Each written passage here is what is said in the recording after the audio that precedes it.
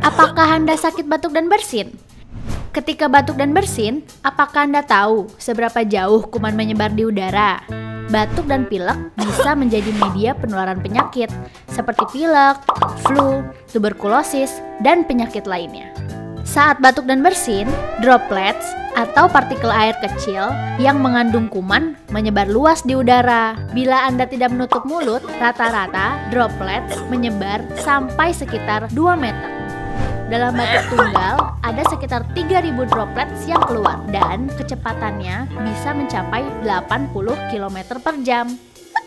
Sementara, untuk satu kali bersin, jumlah droplets yang dikeluarkan bisa mencapai 321 km per jam. Agar kuman tidak menyebar, sebaiknya tutup mulut dan hidung dengan tisu saat batuk dan bersin.